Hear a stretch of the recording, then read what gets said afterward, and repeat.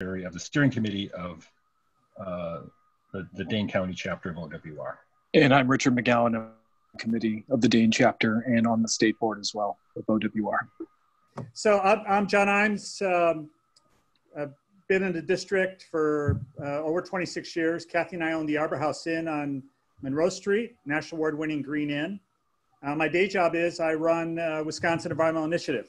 I was the co-founder, I was chair of the board. I've been executive director for the last 22 years. And I'm also elected official in Sherwood Hills. I've been a trustee since 2012. I was personnel committee chair for 7 years. I'm selected by my colleagues as president pro tem. I'm currently finance chair, involved with the Plan Commission and also the Joint Campus Review Board.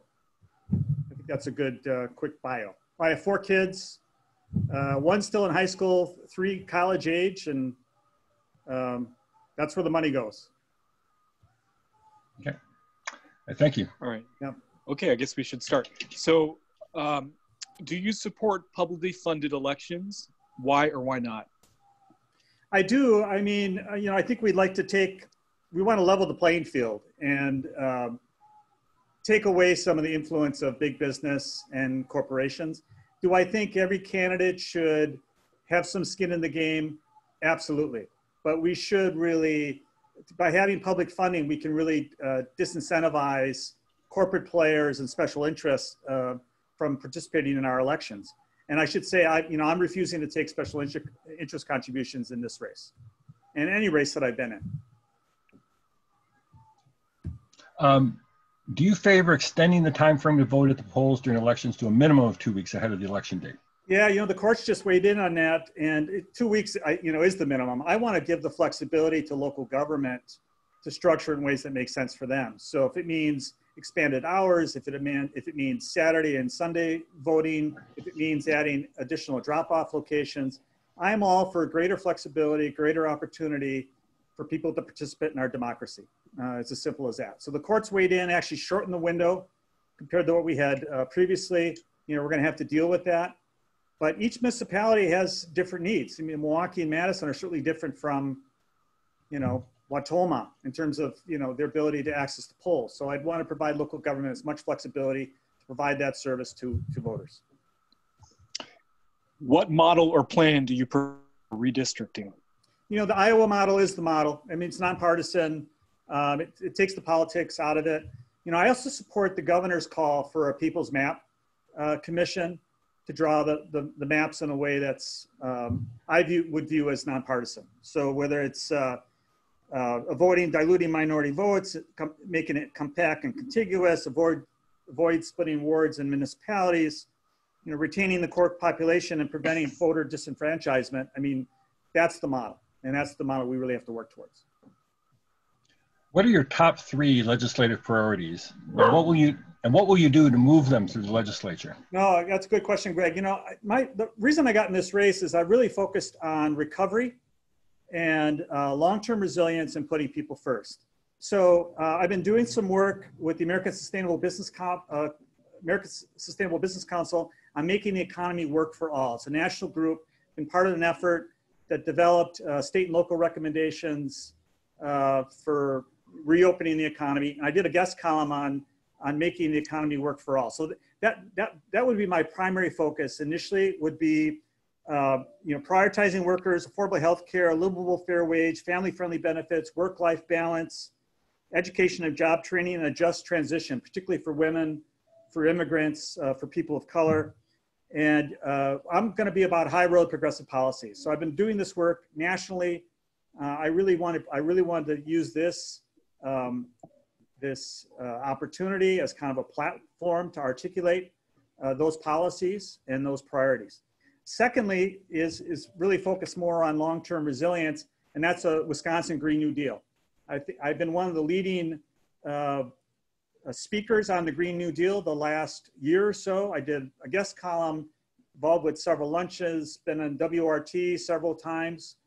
I was invited to present the Green New Deal at a national legislative dialogue in Milwaukee with the United Church of Christ.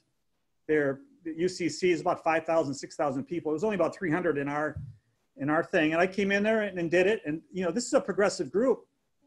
but it's not purely progressive. I know there's some folks that watch Fox TV. They came up to me after the speech. So I gave the speech on a Friday. They deliberated on a Saturday, and the vote on Sunday was 662 to 30 in favor of the Green New Deal. I don't know of anything that gets 96% these days. Maybe motherhood and apple pie.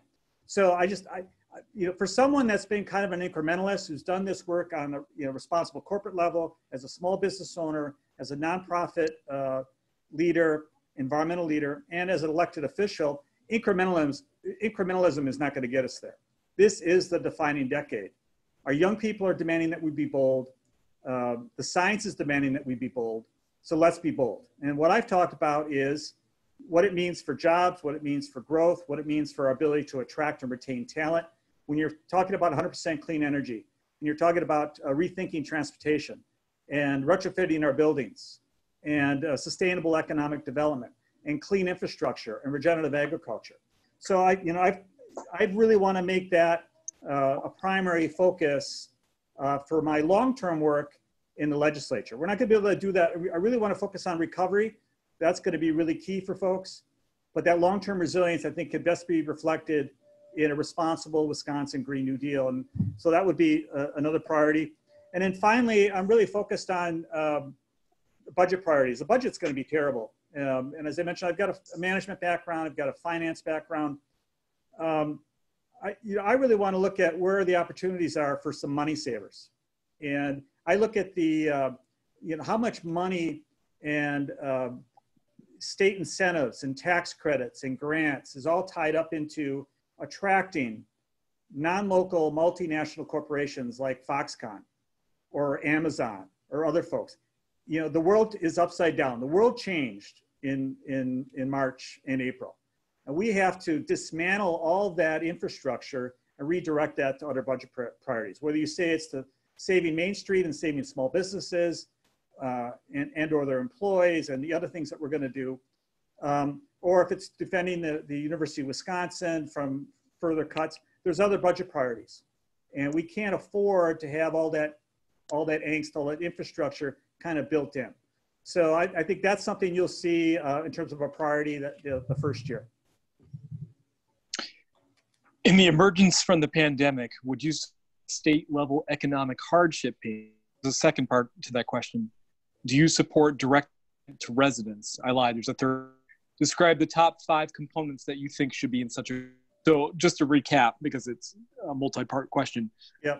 Do you support economic hardship payment era of the pandemic? Do you support direct payments to residents? And do you describe, and then tell us that you think should be part of the bill? Yeah, Richard. I mean, I support it. Certainly, I mean, with the pandemic, people are hurting. So whether it's a combination of a direct payment and tied with unemployment compensation, tied with a work share contribution, with work share, people can work or go to job training or work part-time, but then still collect unemployment as part of the work share programs. We made some adjustments to that to allow that. So I'm in favor of that. The other thing is there's a tremendous need across our community for different public service jobs, whether it's energy efficiency, job training, green infrastructure, childcare, apprenticeship programs, community health opportunities, entry-level positions. We have 400,000 people unemployed as a result of the pandemic.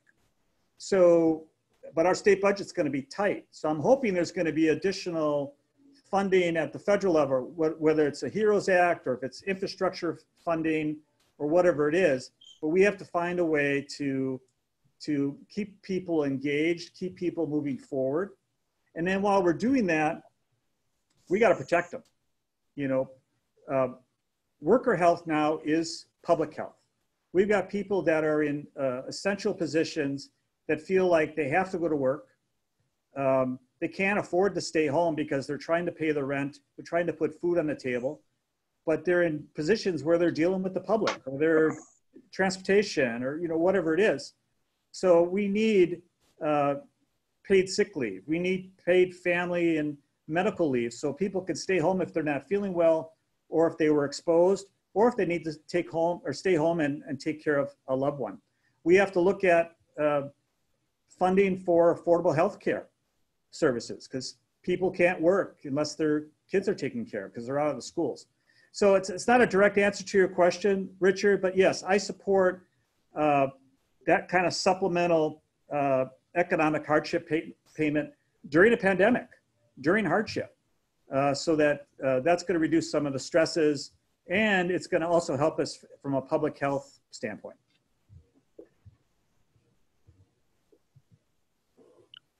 Okay. Will you fight for a single-payer healthcare system at the state level? And do you support a federal single-payer healthcare system? You know, I do. It's for me, it's from A to B. And so I think things we have to do first are we need to take the Medicaid money. If there was an excuse for not taking the Medicaid money, I don't know what it is now. Because as I said, we got 400,000 people unemployed, and a lot of those folks have lost their health insurance. So I'd take that $1.3 to $1.6 billion and use it to fill the gaps for folks, to get them on Badger Care or an option for Badger Care or some type of public option, so that their healthcare costs are covered, so that all the costs associated with COVID testing and treatment are covered. And maybe some of that money is left over for some of the other things I talked about, whether it's paid sick leave or family leave. But certainly I want to see us have a progressively more public system. And I'll support that moving forward. You know, Greg, you actually question, so I'm going to go back. Oh, sorry. So the next question, Mr. Imes, is how will you guarantee housing to citizens? How will you deal with the financial situation of those facing eviction because of the pandemic? Specific solutions would you propose? Well, we need sufficient housing, first off, for people that make no more than 30% of their income. And so that's why it's a supply issue. And so we're not providing enough supply for people that will pay 30% or under.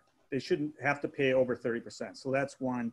Two, during a pandemic, I think you have a moratorium on evictions. I mean, it's a public health issue. You don't put people on the street. You don't create additional stress. You don't create that kind of uncertainty, for low-income folks.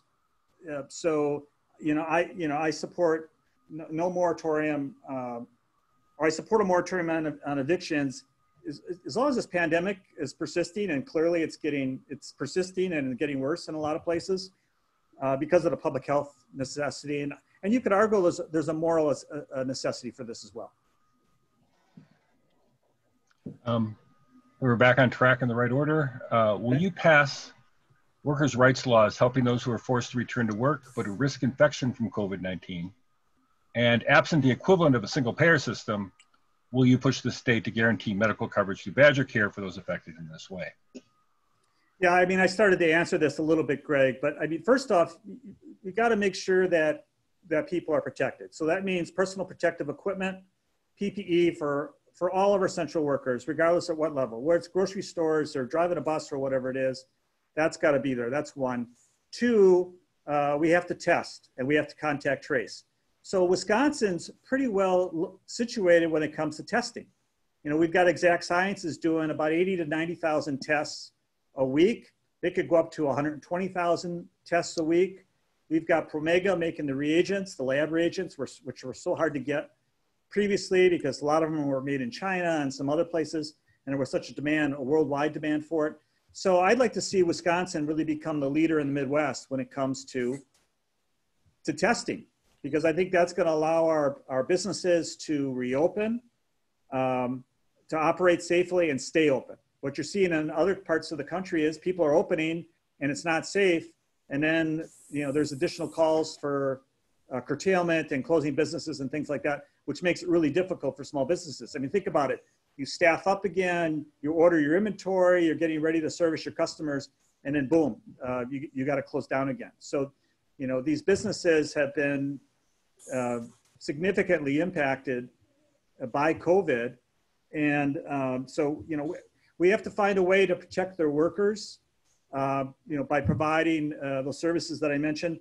And then secondly, yeah, 100% of the costs have to be covered, not only for the testing, but for any treatment associated with it. Let's face it, you know, folks don't want to go to the doctor's office anyway. They're not going to find money during these very difficult and challenging times for, you know, $100 test or whatever the tests are going to cost.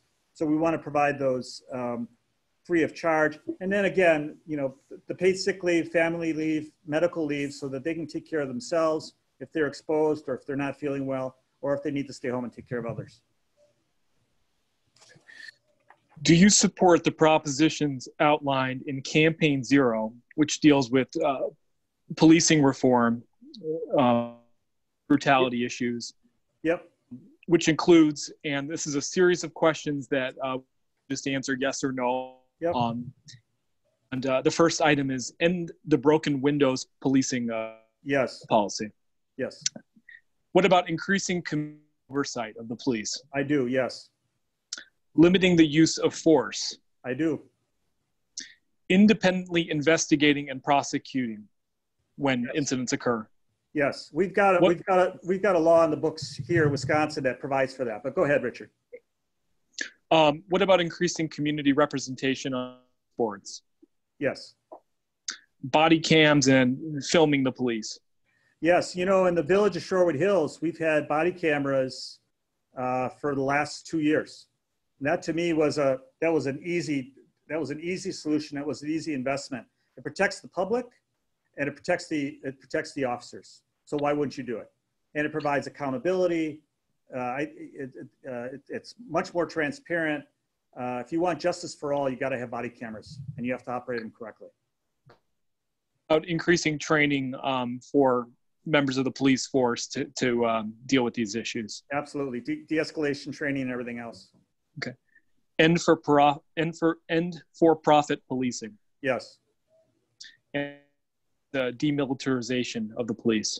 Right. I mean, that's gotten out of control. And I'll just say yes to all of them. And, you know, part of this is the eight can't wait. You know, I'm a big supporter of that.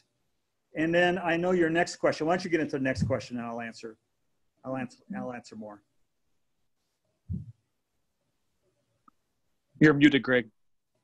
Greg. Yep, got it. All right. Thanks again. It's multiple parts. There's armed policing again. Yep.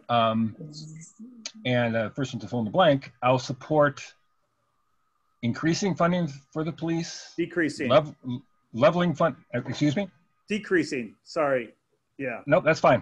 Would you like to expand on that? Yeah, I mean, the budget here in Madison, I mean, clearly this is a state position.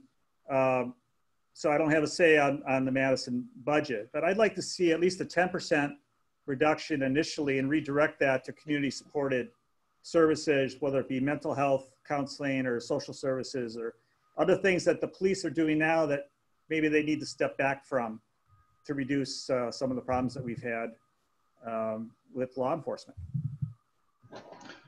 Police officer in your jurisdiction, saying you're elected to the Senate district, has been filmed killing someone they've stopped or arrested. How do you respond? Yeah, well, I think there's a couple things. One is you don't want to interfere at all with an independent investigation. As I said, we've got a law in the books that requires that, to have an independent body investigate that. So that's one. But two, monitor it pretty closely and be prepared to speak out. So that's one.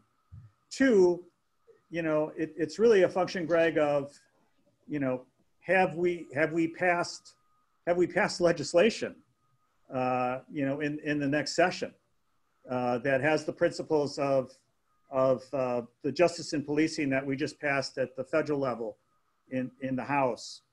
Does it have the elements that the governor and lieutenant governor put in their package, the 9 steps, which was a lot of what was covered in question 9. And I would add racial profiling could be added to that. And also the requirement for body cameras. I think that should be a statewide requirement. And I think there's ways that the state can leverage funding and some other things to encourage municipalities to do that. So if we haven't really passed meaningful legislation to address these issues, this is a pivot point. This is an opportunity to articulate what's going to be needed and to be an advocate and spokesperson on that, to make sure that we get these things passed. And if it has happened at that point, we'll make sure that that process, follows correctly, that the officers is investigated, and there's complete transparency on his or her conduct, and of course, if we have the police cameras, body cameras, that's going to help expedite and help address any concerns associated with a fatal shooting. Okay, and then to the extent you haven't answered this, list other propositions regarding policing that you'll fight for. Yeah, I mentioned the Justice of Policing. The Obama 21st Century Policing Initiative, there's some really good stuff in there. There's a nice toolkit in there, I think, for communities to look at. There's also some model legislation that I think would add. So, as someone that hopes to be in this position, I'll be looking at all of it. I'll certainly be looking more closely at what the governor proposed. I'll be looking for ways that we could implement and incorporate some of the national items. The United Way effort here, which was done with leaders in law enforcement and also leaders in the African American community. I'm hearing that information, which came out, I think, in 2015 after the Tony Robinson death, that's going to be updated as well. So I'll be looking to all of that and incorporate that into to bill proposals or authorship or sponsorship moving forward. Okay. Who did you support in the Democratic presidential primary this year, and why? When did you start supporting them? Yeah, I mean, the race was over. I didn't get that involved in this race. I mean, I voted for Joe Biden. I like Joe. I didn't publicly support him. I have been active in other campaigns. I can tell you, for President Obama in 2008, I was very involved. I was very involved early on, and actually it was early 07. Met him, introduced him to two of our kids. Met his wife Michelle. Was on the Energy and Environment Policy team. Went to the Democratic Convention that year in Denver. Had credentials for all 4 nights. Organized meetings for the E&E team members that were there. And then came back to Wisconsin. We did a National House Party Re-Energizing America event, all 50 states. We had house parties all the same night, raised over $1 million that night for the campaign. And we had the message from the candidate. This was about a month or so before the election. And then we had a live teleconference with Al Gore. We did ours at the Orpheum here on State Street. I was one of 3 people nationally that was asked to provide a question and a conversation. So I was really, really involved with this last race. There's just been so much going on. We've been in the process of selling our business. I got 2 kids in California in college. I'm an elected official. I'm in the nonprofit leader. We got a small business. It's a busy time. But there's a lot of things I liked about Bernie. And I already alluded to the fact that I've been a leading spokesperson on the Green New Deal. And of course, he's been one of the champions and advocates for that, as well as Medicare for All. Oh, and I will say my son went to the convention in Philadelphia in 2016 in support of Bernie. So there's some support in our household. What's your analysis of the EVAS administration handling of the COVID-19 crisis in Wisconsin, including its handling of the process leading up to the April 7th election? Yeah. And then you can lay in on this was what you think of the state legislature's response. Yeah, I mean, that's night and day, it seems like. I mean, I think Tony's done a great job. I think the Department of Health Services has done a great job. I mean, you compare our health outcomes versus the states around us. We've actually done a pretty good job. The number of infections is lower, the amount of hospitalizations is lower, the amount of deaths is lower. So I think from that standpoint, we responded correctly and appropriately, based on science, based on public health. And it's unfortunate in the legislature, the Republican majority, they really, they interfered with the governor's work in that regard, going to court. They really threw the April 7th election in disarray, where we had, last minute suits and last minute calls by, the Supreme Court and circuit courts, and was really creating a lot of confusion. And quite frankly, exposed our poll workers and members of the public, to infection, requiring people to stand in line. And so, overall, I give, the governor high marks for everything that they've done. And even after that, that court decision went against them, I think, the counties have picked up where, where the governor and Department of Health Services left off. Are you supportive of the BDS, which stands for Boycott, Divestment, Sanctions Movement? Yeah, Richard, to be honest, I haven't spent a lot of time. I mean, I read a New York Times story on it. I certainly support peaceful protest. That's a very complicated issue with Palestine and Israel and the West Bank. And so, before I got that question from you guys, I really didn't know much about it, to be honest. So I delved into it a little bit, but I'm not prepared to weigh in or express an opinion either way.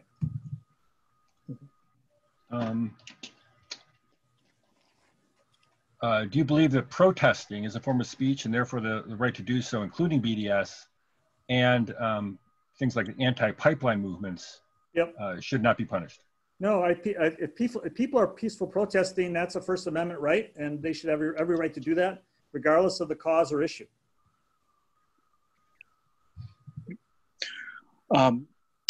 List unions that have already endorsed you in this race.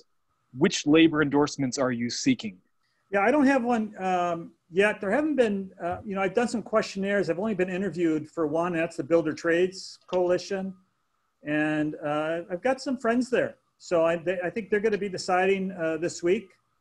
And, we talked about if they decide not to endorse, I mean, it's a primary. There's a lot of good people running. Can I get the endorsement of, certain members of their executive committee? This is one question I asked. And the other question I asked is that the coalition is made up with, I forget, 10 or 11 different unions, electricians, the painters, and some other things. Could we look at, approaching those folks individually? So we'll see where they come down, if they decide to come down. And then, we've only got, about 5 weeks before the election. So we'll do some follow-up on that and see if there's a possibility we can get an endorsement there. Regarding fundraising, this is a number of detailed ones. Yeah.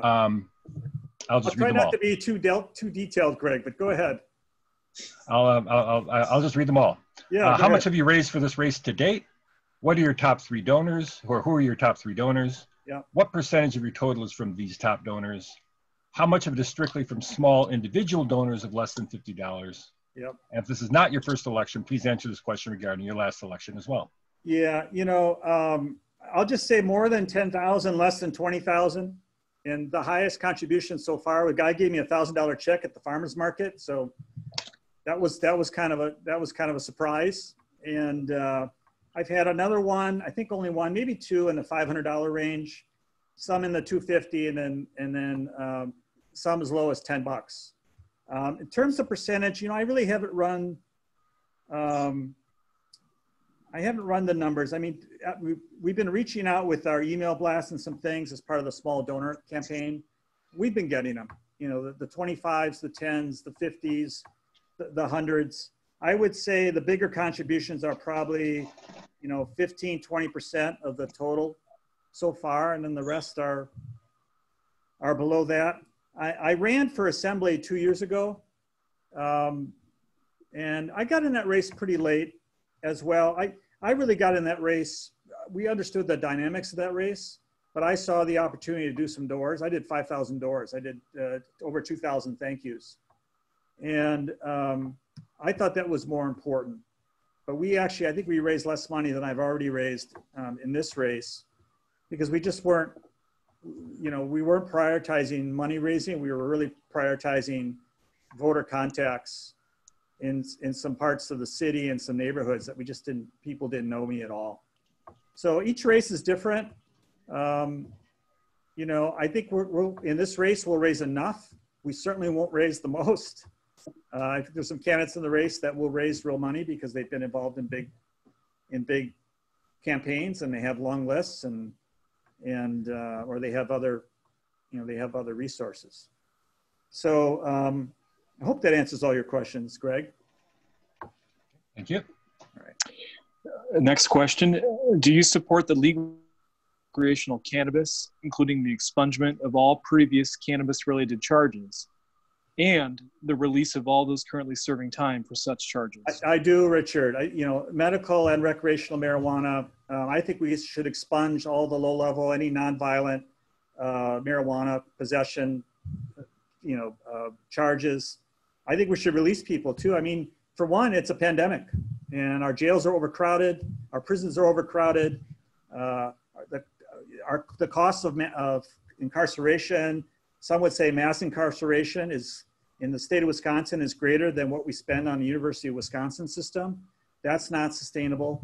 So I absolutely, I support all of those. The other thing I support is you have to tax it. You know, the states that have been successful doing this have also taxed the sales. And then I would argue that you redirect those revenues into the communities that were hardest hit by the criminal disenfranchisement of people that live there, of low-income people, and use it for job training, use it for health care to address health disparities in our low-income areas. I mentioned job training. You know, there's a lot of social services, other rehabilitation services. That's where that money should be redirected to reverse some of that upset. Last question. Do you have paid staff or consultants working on your campaign?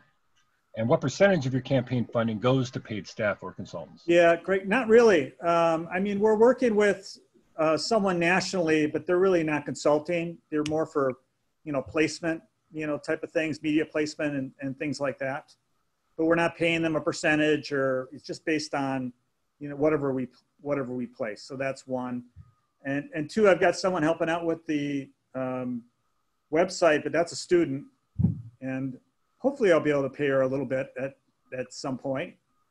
But no, we're not really, we're not, you know, working with a campaign manager or a campaign consultant specifically.